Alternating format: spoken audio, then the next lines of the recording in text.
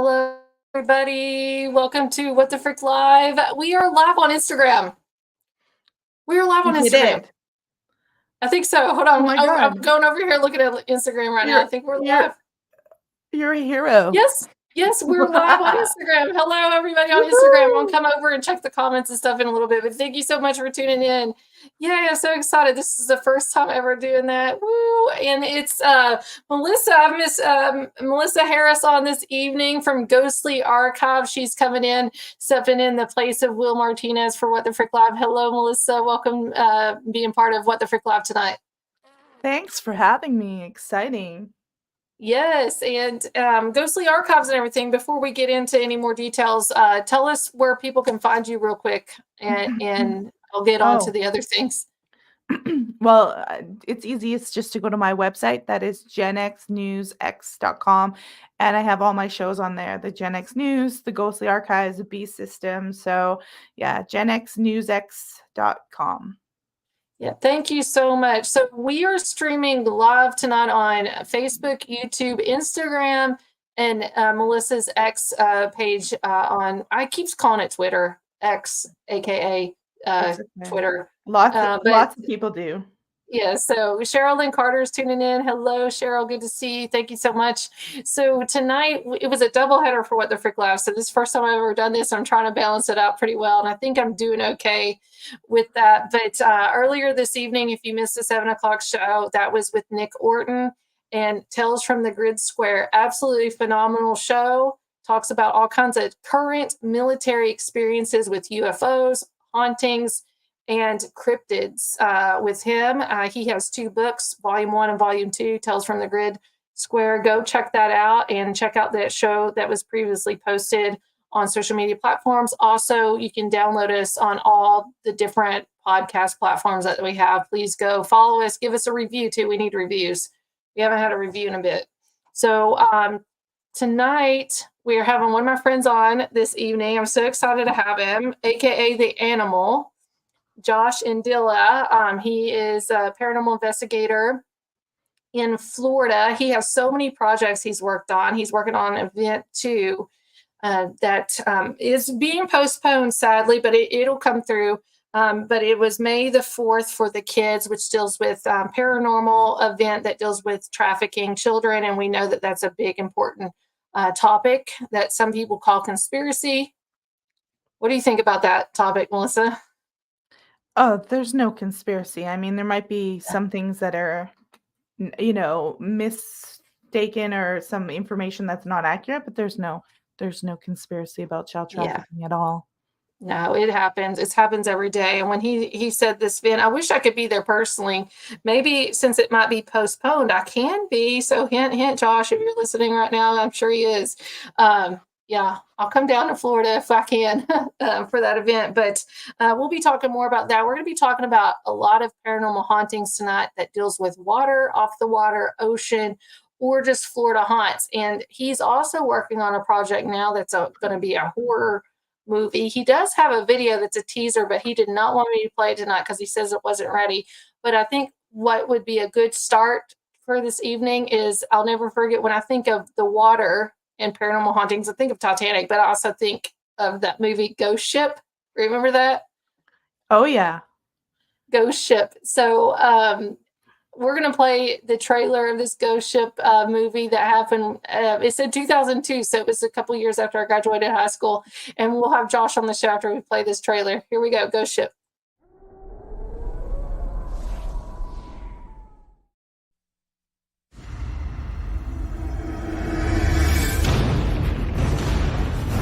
Mr. Murphy, I'm Jack Ferryman. I fly the Arctic Weather Patrol. Last month, I was out in the middle of the strait when I came across this. Congratulations. You found a boat in the middle of the ocean. What do you think a ship like this could be worth? Depends on if we have the right to salvage it. I do know one thing. Sea gives you an opportunity, you take it. Yo, Murph, I think you should get up here.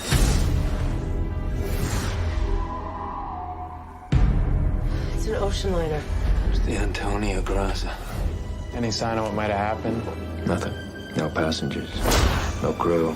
No captain. No mention of anything in the ship's log. What do you make of that? A ghost ship.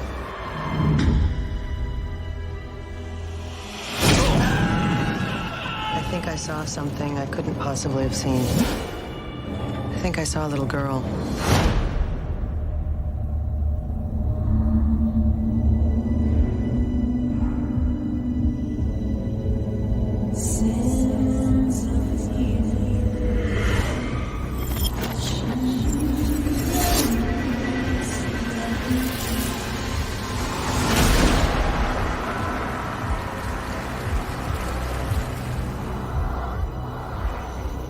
I know all of this isn't real.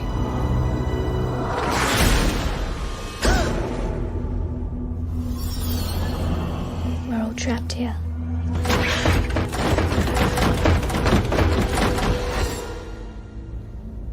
I want to show you something. I told you guys earlier that there was something seriously wrong with this boat. Haunted, possessed, whatever you want to call it. I say we get our boat going and get the hell out of here. What are we gonna do? We have got to get off this boat now. Bon voyage.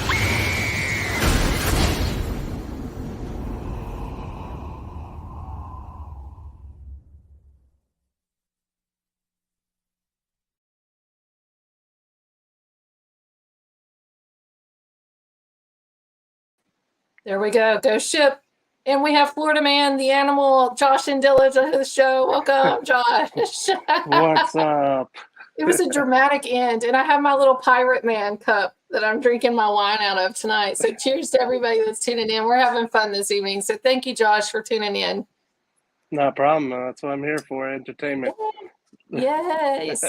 So thank you. And, you know, just to let everybody know, obviously Josh is from Florida. He lives down south there, close to the water lines and everything. And you've been doing paranormal investigations for a very long time now, right? How long have you been doing that? Oh, well over 20 years now. It's been a while. Mhm.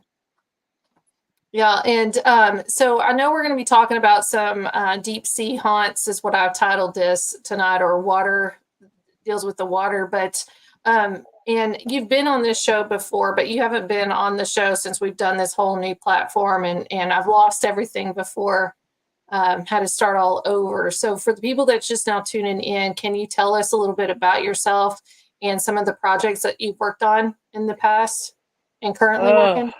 A little bit about myself. I'm 6 foot. No, I'm just kidding.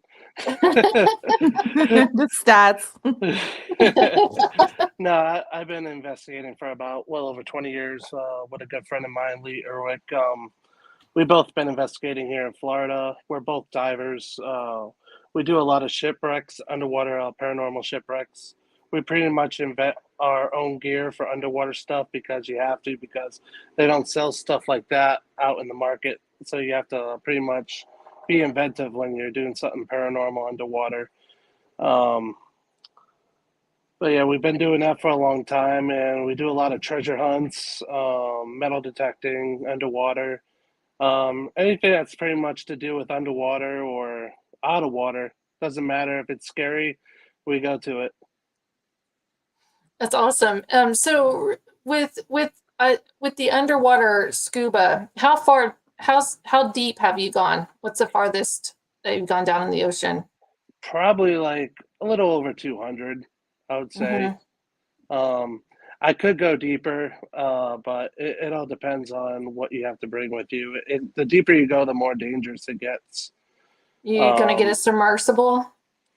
I wish. I want one so Go, bad. go. If I got a submersible, I'd go to the Titanic, that's for sure. No, don't you dare do that. It's scary.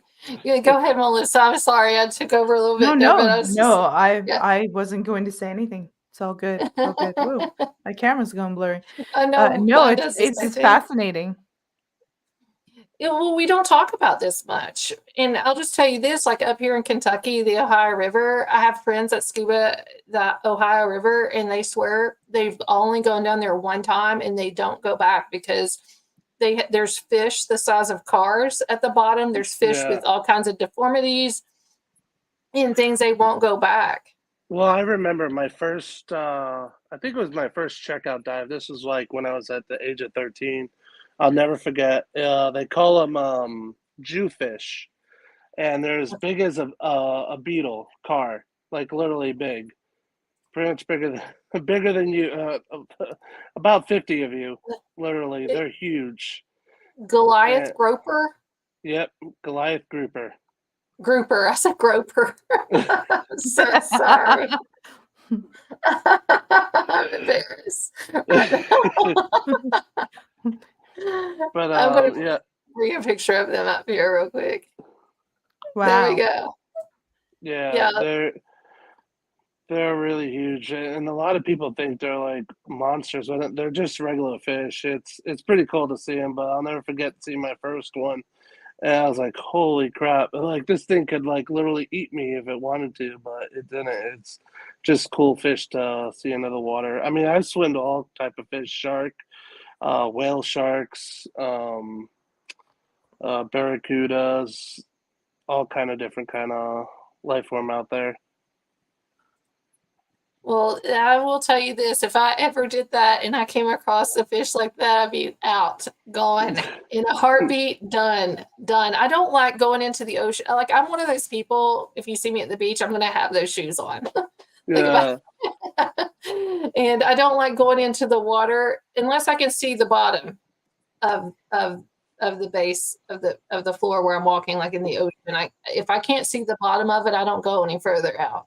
Well, I've been in water like in New York where you can't even see the flashlight in front of your face, so you don't even know what's in front of you, what's under you, what's behind you. Literally, you can't see nothing. You just gotta hope and pray that nothing comes out and tries to get you. That's the sport of it. It's extreme. It's an extreme sport. Not a lot of people do it, especially paranormal diving.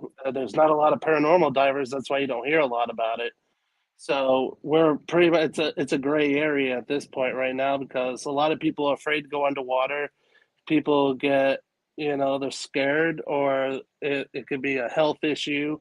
So a lot of people don't do it, and it's very few and far between. But the one thing I would have to say is underwater paranormal. It's an awesome feeling. The things that you see in shipwrecks and the balls of light and just the voices that you could actually hear underwater. It's pretty surreal.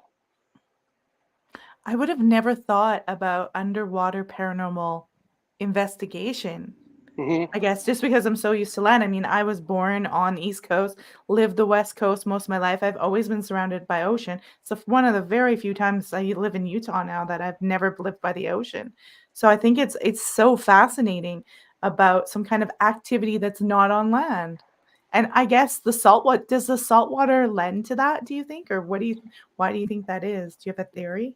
It could be all types of things. You got to think about it. So many people drown and die from underwater shipwrecks, or people. It could be suicide in a car. It could be multiple things. A train crash underwater. And if you think about it, like look at the Titanic. How many people died on that? How many spirits Mhm. were left behind on that shipwreck that are still there till this day?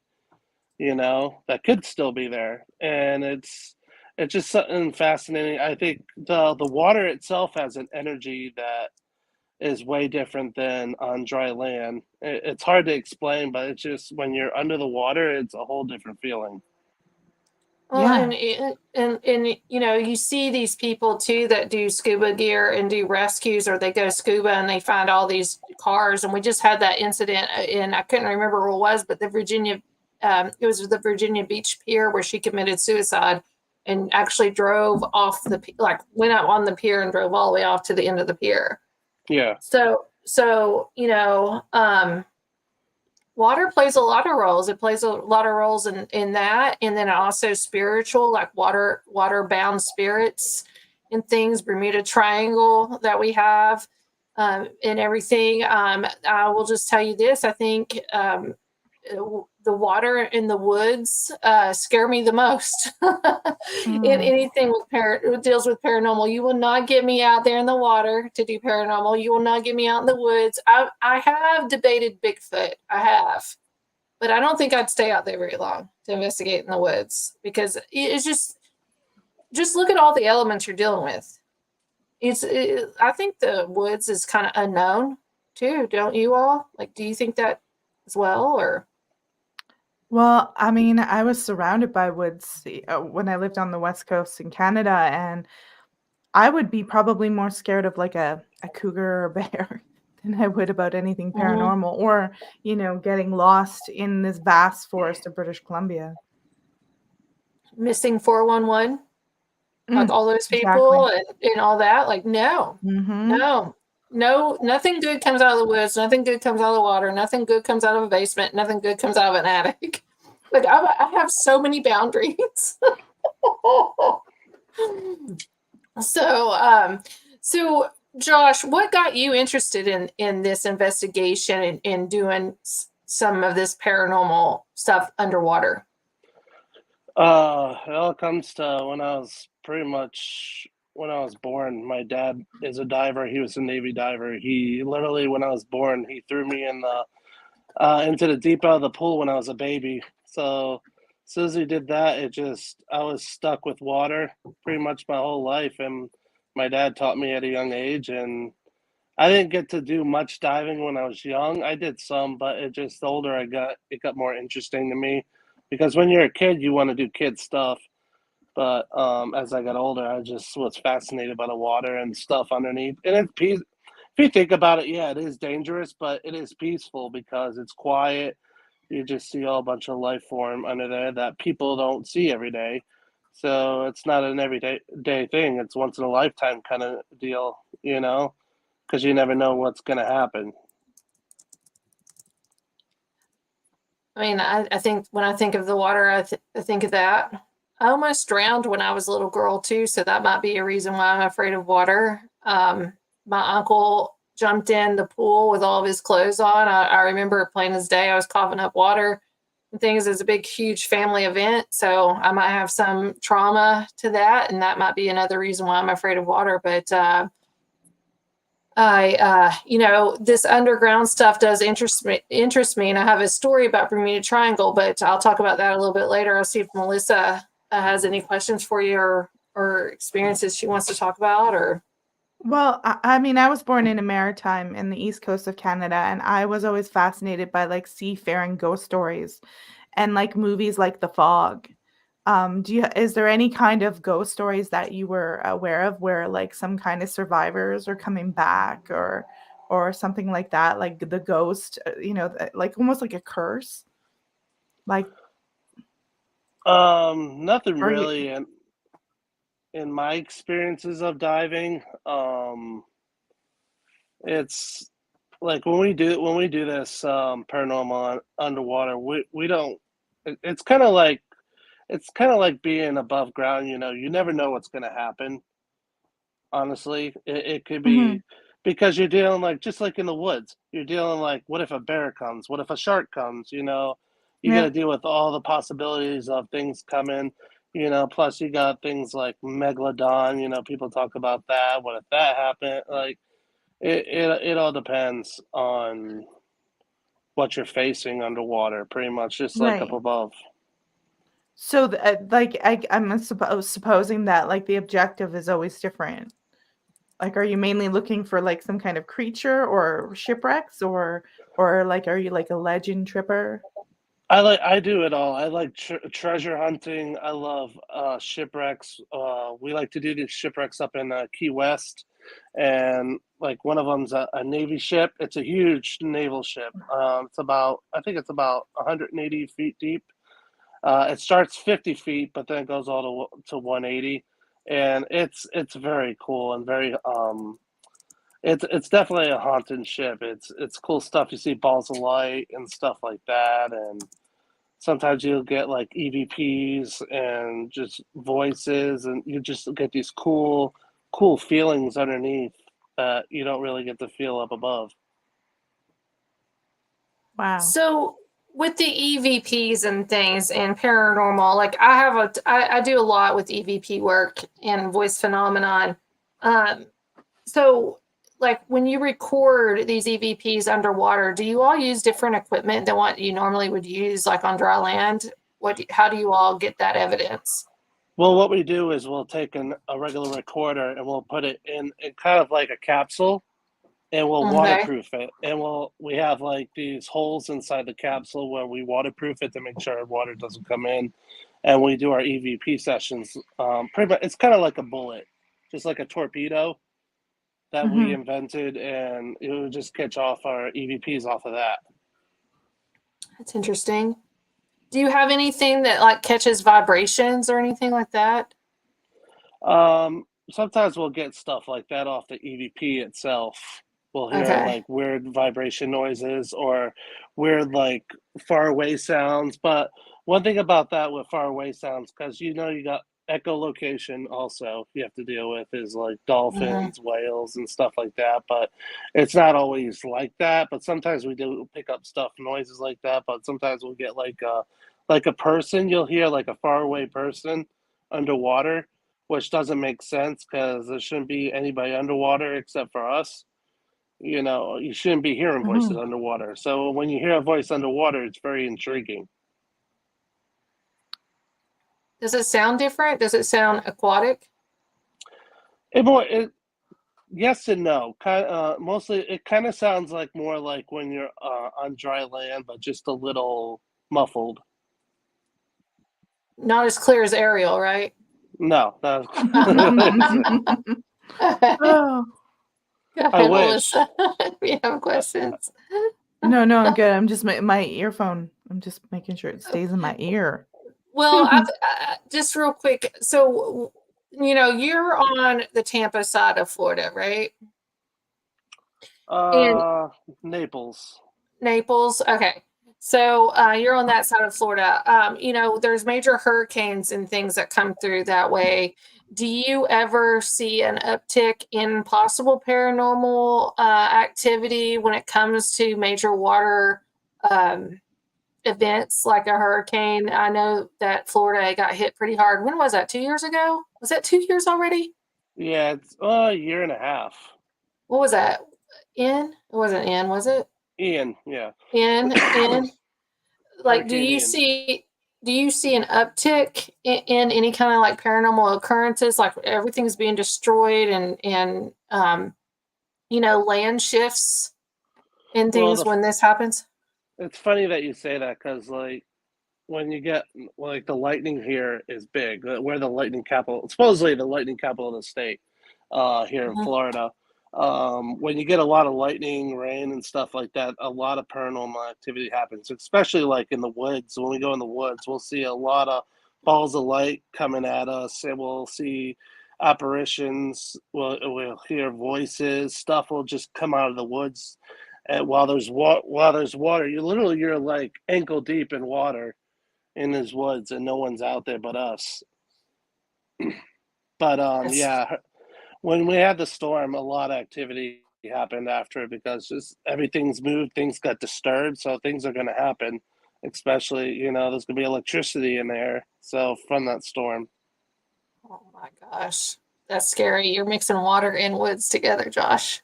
Yeah. The swamplands. Snake and gators and bears and spiders and all that. I couldn't do I don't it. think I could handle. I couldn't do that one either. No. No, I can't. Cougars are bad enough. You get alligators and snakes in there, I'm done. Well, I've dove with gators before. I've had when I a lot of times me and my friend will like rescue these cars of people that have driven off into the canal, commit suicide or stuff, and at like 2 in the morning we'll get a call and we have to jump in these gator infested canals to get these cars with the body in them. Wow, that is intense. So we swim with gators all the time. So it's Are they like really aggressive? Like, are the, like, do you have to worry that they're gonna like try to eat you? I mean, that's what I would be concerned about. they're literally afraid of divers because I think because of the bubbles in the water.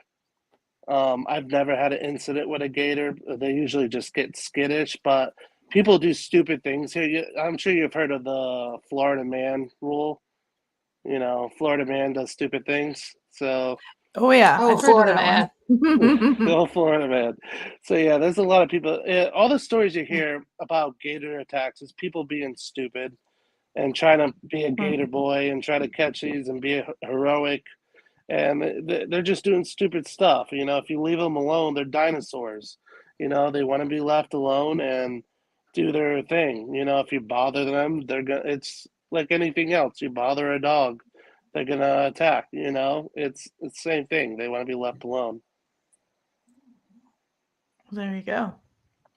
I'll leave them Well, alone. I will definitely leave them alone, and sharks. So, for some reason, at one time on TikTok, I got in this shark stuff FYP where all of these people were showing like shark attacks. There was this one shark attack with this guy that was yelling at his dad, "Papa, Papa, Papa." I cannot deal with that. It's like one of my biggest fears. Or these people jumping off cruise ships. There seems like there's been like 3 or 4 people in the last year has jumped off a cruise ship. I don't know if they're eaten by sharks or not, but what makes these people do this? Like, I don't understand it. It's just immaturity. I'm thinking Alcohol, maybe? could be, or just plain dumb. I hate to say it. There's a lot of that. So, with these underwater dives, hey, Doug, Bigfoot is real. Yeah. So we got some water creatures too that is possibly real. We have these cryptids. We have, was it megalotron? What's it called? I can't remember. Megalodon. Megalodon or mermaids, aka sirens. I think some of these mermaids are sirens. With other than the paranormal stuff, and we'll probably talk more about that in a little bit anyway. But have you seen any kind of cryptid action underwater, or even possible sightings that you all go to? No, but I'm hearing from other people, like for instance, a megalodon. Megalodon's a big cryptid creature out there that is prehistoric. That I believe that's still alive to this day because Godzilla. people are having experiences of the megalodon, and plus the amount of teeth that people are getting from the megalodon.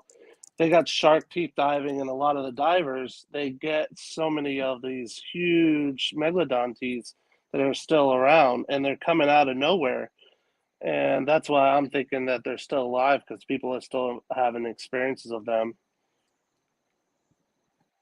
Well, I mean, I watch King Kong and Godzilla, but when I think megalodon, very first thing I ever think of is Jonah and the whale. How big was that well? And that's when I think of a big creature. I think that they do exist. Look how large the Pacific Ocean is. Oh, it's huge. And they say we only know 10% or 20% of ocean life, right? Is that what they say? Yeah. The science. Yeah, they're still figuring out new fish that are being that they're spotting that they've never seen before, and it's just amazing a life form that could be under there. Like they're saying, they found a squid that is not as big as a kraken, but it was a huge squid that they found on the ocean that just got washed up not too long ago that they have in a museum now. So it's amazing what's out there still. You know, and who knows what's under there? There could be who knows, a underwater Bigfoot. We don't know. Oh yeah. I remember when I was young, living on the East Coast, we had in New Brunswick, we had this bridge called the Reversing Falls Bridge. And there was this big folklore story about divers who had dived under the bridge in the water into some cave. And when they came back up, they were like petrified and terrified and couldn't speak. They'd seen some kind of creature and they just couldn't talk about it. And they were like, put in an insane asylum. Like they were never the same. Their hair went all shock white and whatnot. And I always wonder if that's folklore or does other areas have folklore? Does Florida have something like that where there's like something that's terrorized people and they've gone insane, but it might be based on a real cryptid or something that's actually there? Not that I've heard. The only thing here is, like I was talking about, is the megalodon that people they said they saw here in Florida. Not to my knowledge that I know of. Like a Loch Ness or something, No, well, it's funny that you say Loch Ness because me and my friend Lee, we're going to be doing a dive pretty soon up in Georgia where there's a sea creature that's just kind of like Nessie that we're going to be diving pretty soon and checking out. I'm looking up this here. It's Wikipedia, a list of cryptids, water cryptids, and I'll tell you this: the majority of them listed here are lake monsters. Yeah. There is a sea serpent, large serpent, Cape Ann Gloucester or something, however you say that. But most of these here, there's a humanoid frog in Loveland, Ohio. That's not far from me. What does that look like? Humanoid frog. Oh, it's like a lizard person. It's a reptilian. It's frogman. Man. It looks like a reptilian. It's probably a horny toad. There's the giant octopus, aka Lusta. It's in Bahamas. There's lake monster, Africa, Canada. Giant shark in the oceans called megalodon. Oh well, there we go, megalodon. Everything's lake monsters. So, but that kind of makes sense if fresh water, and if we haven't really discovered that much. The chupacabra, that's in Florida, isn't it? Chupacabra. Well, that in Mexico and. Well, skunk ape, that's big here. Now it's going away from water and it's going into cryptids on land. So most of these, 90%, I say 95% of these cryptids that are described here are lake freshwater. Mm-hmm. That's interesting. That's really interesting. Yeah, I'm not gonna go in the high river then, ever. No. See, Doug says Champ, Ogopogo, Nessie, they all look like dinosaurs. I lived near where Ogopogo was. Oh, wow. British Columbia, in the same area. Or like I didn't live right by there, but I lived in that area of Canada. Who knows? I've never seen them, so I can't say. I don't even know what Ogopogo is. It's like a Loch Ness creature, but it's in the Okanagan Lake of British Columbia in Canada, and they call it Ogopogo. It's very similar to Nessie. I want to pull up a picture. Well, here we go. Yeah, it looks like Nessie with the humps. It kind of looks like Chinese origin too, like Chinese. They take this, and here's some pictures here in the water. I guess that's a AI thing, but yeah, it looks like Nessie. That's Nessie's brother. So it's been happening for a long time. Mm-hmm. Yeah, so I'm really interested in freshwater. That'd be interesting to go down dive. Yeah. Go down that rabbit hole of freshwater cryptids. I would never thought of that. I'm sure you would. I would be sitting there on the side and have my little thing out there where you can alert me if something goes wrong. And I'll call 911. But here's something else that I find interesting. We talked about you doing, or you mentioned, what is it? Metals, hunting. Do you do metal fishing where they use large magnets to go and fish and try to dig up what's on the surface or on the floor of the water, creeks, rivers, ocean? Magnet fishing. Magnet, that's it. I've done it a couple of times. I've more of done underwater metal detecting. We found some bottles and stuff and some coins and knives, just cool stuff like that. Just treasure pretty much that comes from people that people drop or from a shipwreck or pretty much anything. There's a viral video on TikTok here lately that they were doing metal diving or metal fishing, whatever you want to call it, in someplace out west, and they actually found a dead body that was chained up to chains and weights to have it sink to the bottom of the river. And I never saw anybody doing that before. That was the first time I ever seen something like that. So, my conspiracy mind. And we got Lake Lanier and all that stuff going on in Lake Lanier, with all those bodies being recovered there too. I don't know, something about the water. I swim in lakes all the time in Canada, and one of the things I was always terrified is that, like, while I'm swimming way out, because I would swim length, is that a body would suddenly like dislodge and float up. Because you got to think, like, how many people drown and they never recover them, how many people get dumped there, and I'd always be like, don't think of what's under the water, don't think about that, I have to coach myself to not think of graphic bodies floating up while I'm swimming in the middle of nowhere. So spooky. Doug says, yuck, I wouldn't even want my magnet back. They called the police on that TikTok. I might be able to pull it up in a little bit and we can play it if we want to here in a second. So we're talking about all these creatures and everything. And like here lately, Melissa's on another show that I do, the Beast System. We've talked about giants and Nephilim and things. And we think the female part of the Nephilim is mermaids. They're part human, part woman. Fairies possibly could be part of that Nephilim folklore, or I say it's real, but with mermaids, and they're also called sirens in the Book of Enoch. Yep. Have you had any experience with mermaids or anything like that, or sirens, if you've heard sirens while you're out doing investigating? That, no, I have never experienced. It would be pretty interesting or cool if something like that would happen.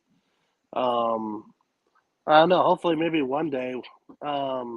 You never know. I am going to the Bermuda Triangle one day, so who knows? Something might be out there. Well, I'm going to play a video. Hopefully people can hear it. I can hear it fine on my phone. It's a little faint, so you might want to turn your speakers up or put some headphones on. This is a girl. I believe she is in Florida, and they're fishing. It's at night, and she hears sirens, and I hear it plain as day. It sounds spooky. But also being in Appalachia, I almost think it sounds like a bobcat. Do you have bobcats down there? We have panthers. Okay. Well, never mind. Just ate my bobcat. But here we go. Listen to this. Out here fishing, and sirens came from this island. I swear to God, I have it on video. I'm gonna play it shortly. Now listen. Did you catch that, guys? Okay. For real though, my cast is gonna be gone. And she's nothing on your hook. I have a worm.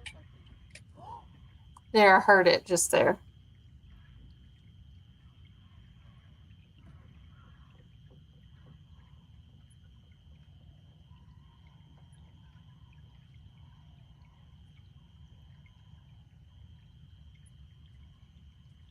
Guys, do you hear this? Okay, what can you explain that? That's how it's fucking. Here, I'll play it a little bit more. Listen again. It sounds like two, like they're yelling or screaming at each other, if you can hear it. Yeah, it's interesting. Okay, what can you explain that? That's how it's fucking.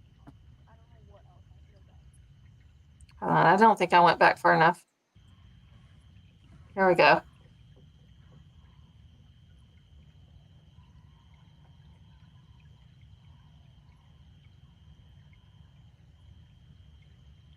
It almost sounds like they're talking. Yeah.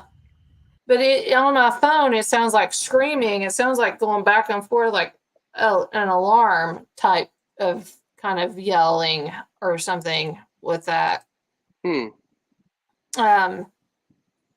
Christopher says, Doug, the St. Augustine Lighthouse. I've been to plenty of lighthouse. Bill Baggs, the corner of Bermuda Triangle is super haunted lighthouse down in Miami. Jacksonville is very well haunted. Mike Harris, Mike, hello.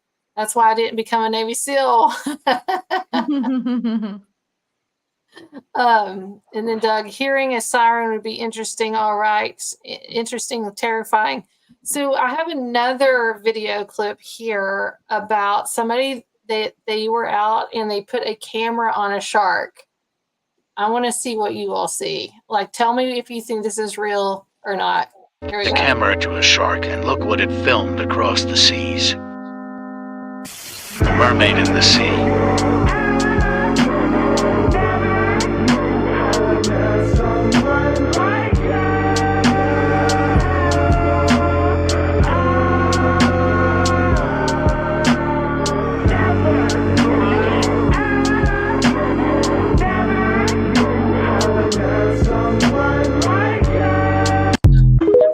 The sound of What do y'all think about that? I'll play it one more time. Mermaid in the sea.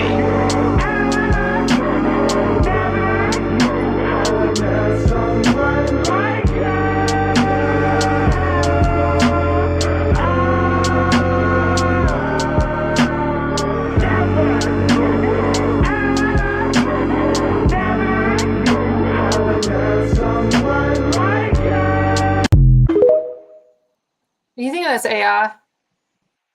I would have to look at the original footage and see who actually made it. Yeah. Let me see if it says up here.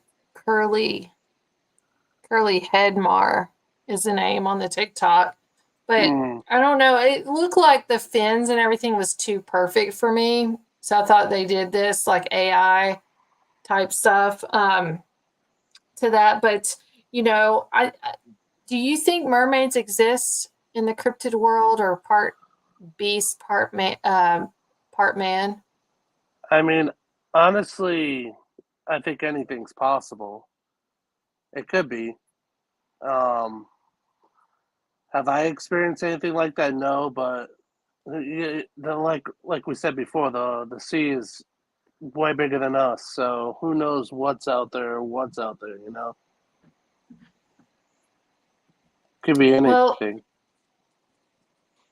I mean, it could be a lot of things, and it could be just another species that we just haven't discovered yet. If especially it's making sounds, you know, but they are scary.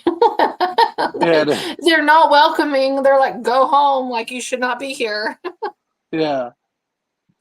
Well, that's the thing. You're so out of your element that you're naturally used to, and you're so vulnerable.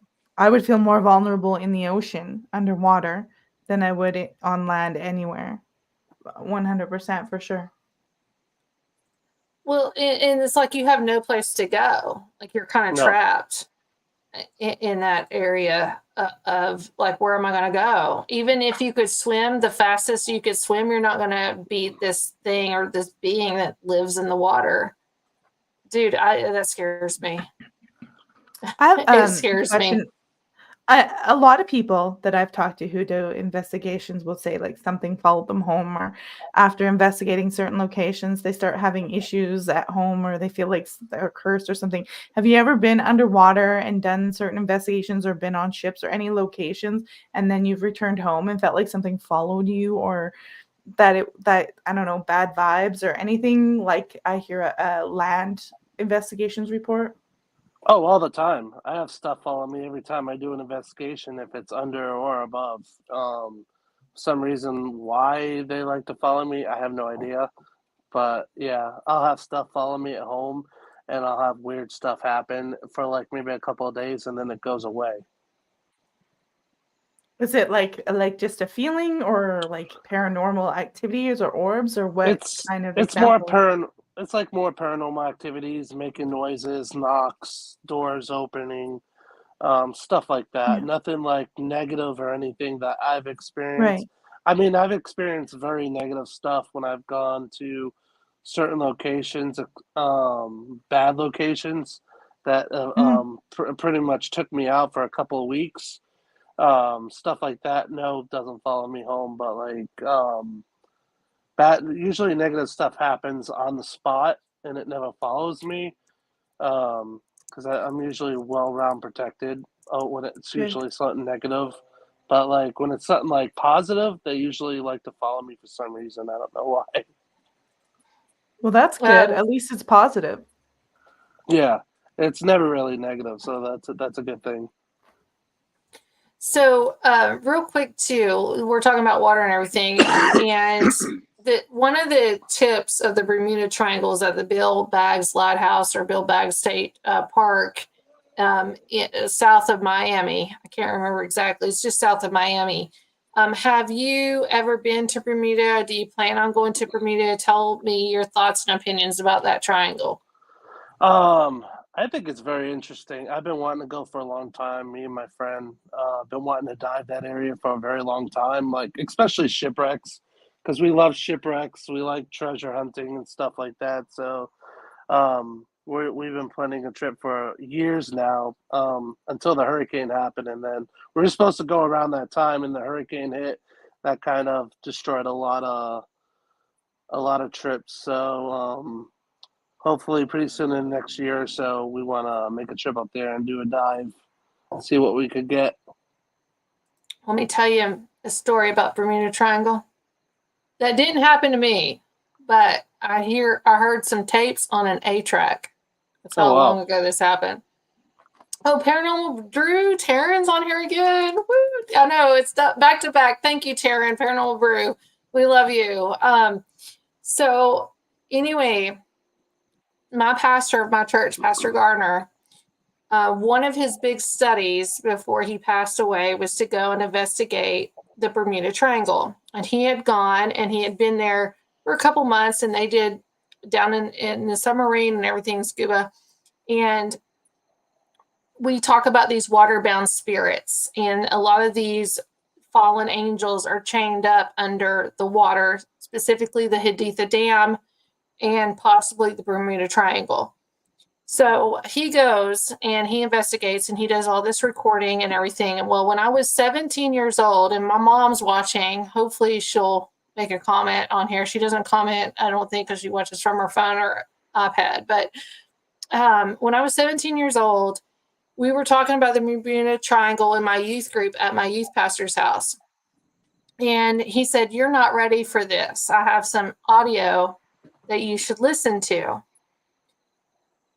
that Pastor Gardner got when he was doing the investigation." And I begged him, like, you're going to tell a 17-year-old kid this and then not let her listen to it? So months I begged him. So finally he played it on an A-track, which was the first time I ever saw an A-track. And what I heard on that tape was like moaning, sound like chains. It was very aquatic. I don't know. I'm not an expert in A-track, tapes or anything like that. But let me tell you something that it reminded me of, though. I'm going to pull a video file up, hopefully, that I just downloaded. That's correct. Hold on. So years have passed, and this just happened in the last year or 2 years ago. NASA recorded a audio clip from the black hole. Remember that when NASA came out and said they had this recording of what a black hole sounds like in space? Yeah. And all that. So when they played this recording, I believe this is the tape. I did not listen to this. I did not plan on speaking about this, really, honestly. But when they played this at that time, it sounded exactly like what I heard from the Bermuda Triangle. So to me, if we talk about Bible scripture in the Bible, that God separated the waters from above from the waters below, made that firmament. It almost sounded like the same as the Bermuda Triangle. So let's play this. Revealed the sound of a black hole, caught by their Chandra X-ray Observatory. There's a popular misconception that there's no sound in space, which originates from the fact that most of space is essentially a vacuum, where there is no medium for sound waves to propagate through. However, a galaxy cluster, a structure that consists of anywhere from hundreds to thousands of galaxies that are bound together by gravity, has abundant amounts of gas that enclose the hundreds or even thousands of galaxies within it, providing an opportunity for sound waves to travel. In the new sonification of this galaxy cluster, Perseus, the sound waves astronomers previously identified were extracted and made audible for the first time. Listen to this. That's exactly what I heard in 1997 from Bermuda Triangle. Whew.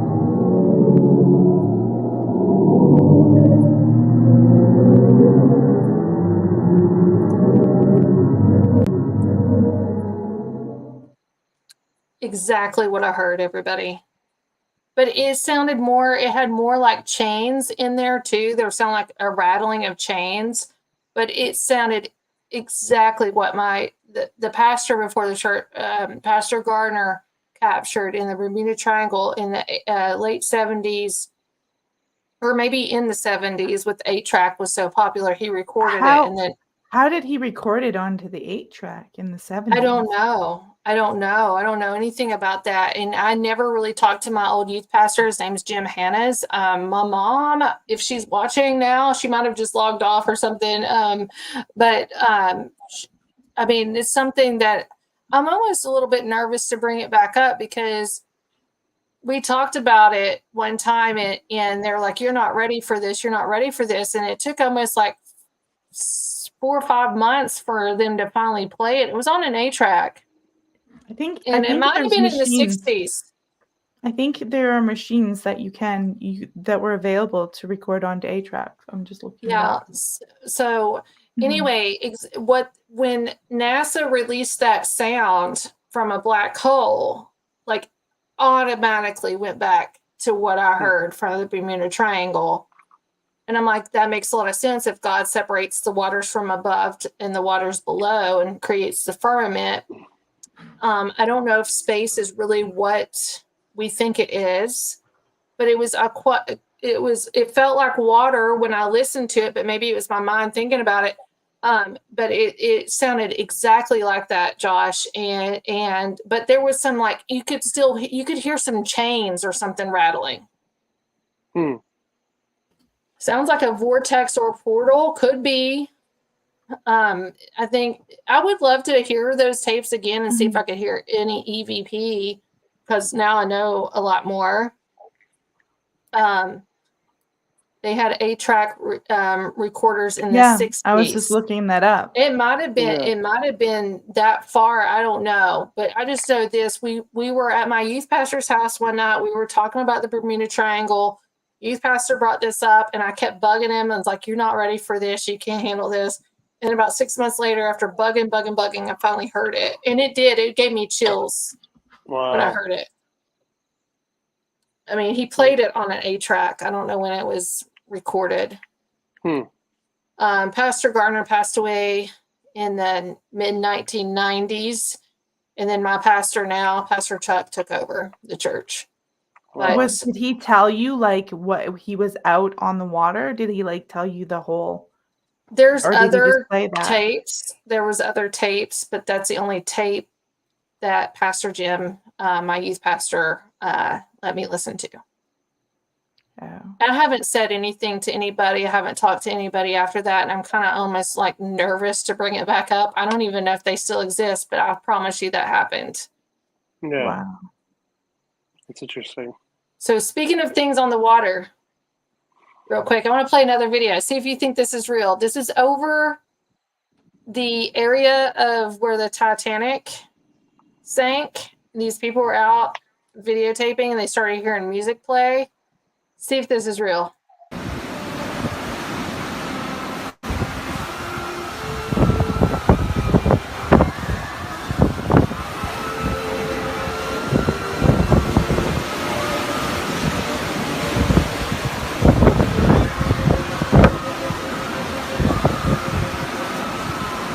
I can tell you right.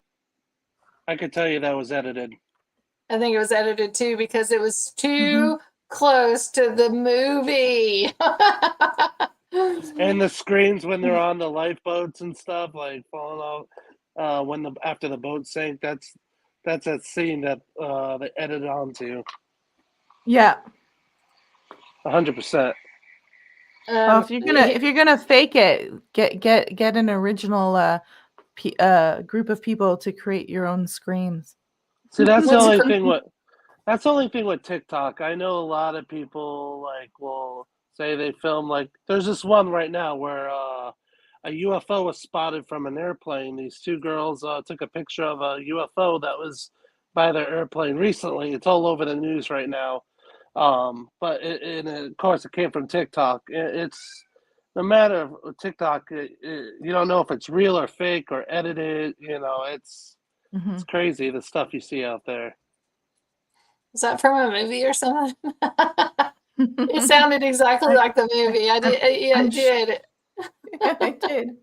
All the screams and everything lined up. I was like, this is not real, but people are believing it on TikTok. So everybody, please don't believe everything you see. And Doug's like, what movie? I wonder what movie. I will never let go.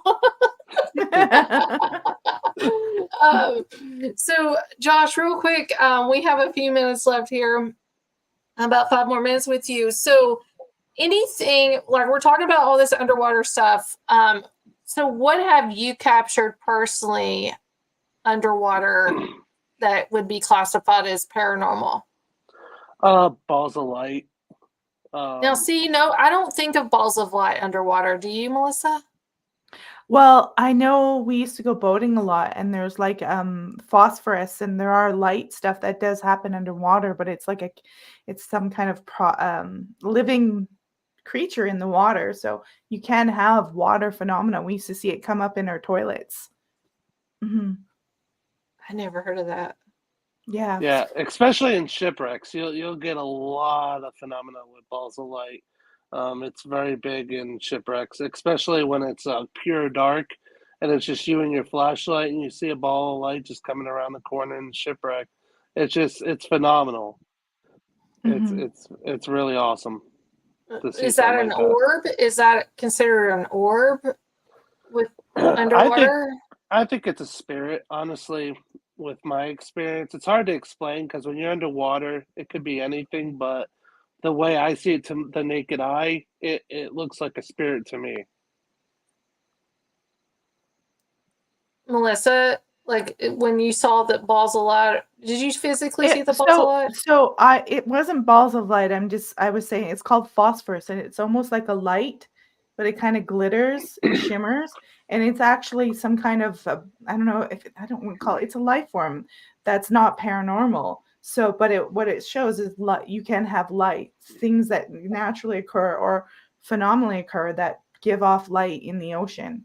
It does happen. I think it's called phosphorus or something. It's an actual type of bacteria or creature or something, but it's just little shimmers, and they do this little light, and you would see it when you would flush your toilet. And when you were out on my parents' yacht, you would see the lights almost like glow in the dark, shimmery sparkle in the toilet. So it's in the toilet. Oh yeah, it would come up through the water in the toilet. You'd go to the bathroom in the middle of the night. You'd be like, "Holy crap, what is that in the toilet?" Doug has a question. How big a ball of light? Like ship size, small? How big are those?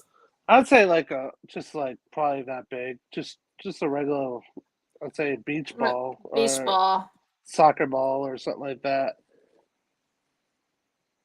If that makes any sense. That's completely different than phosphorus. That's completely different than what I am talking about, but it just basically says, things can glow in the water. Yeah. And emit a light. That's interesting.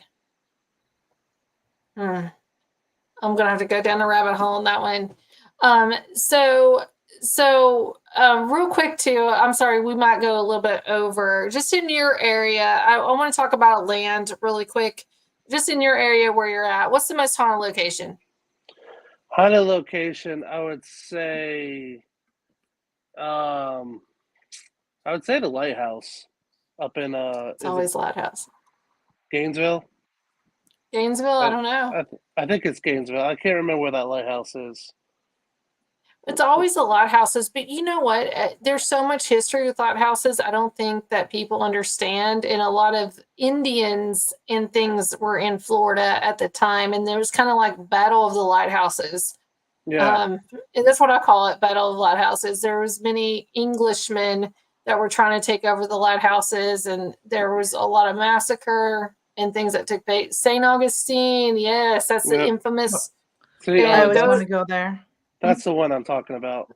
Bill Baggs Lighthouse, though, where it's also the corner of the Bermuda Triangle, that area. The marker is like 20 yards from the Bill Baggs Lighthouse.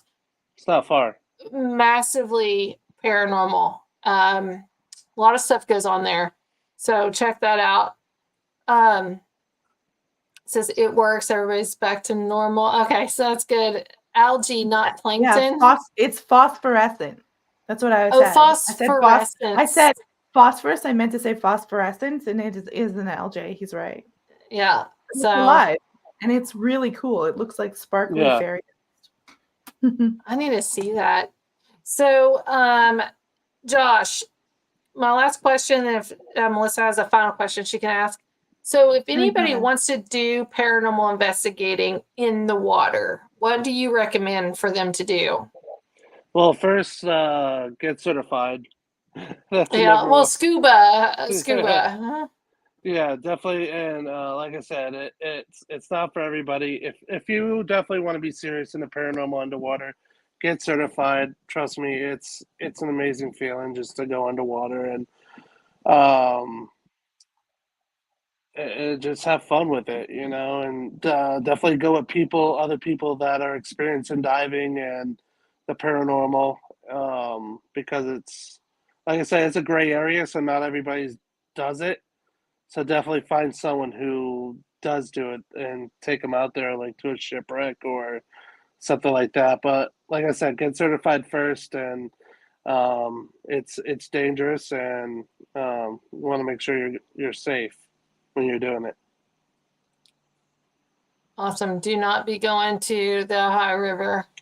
But if you do go to the Ohio River, message me. I want to know.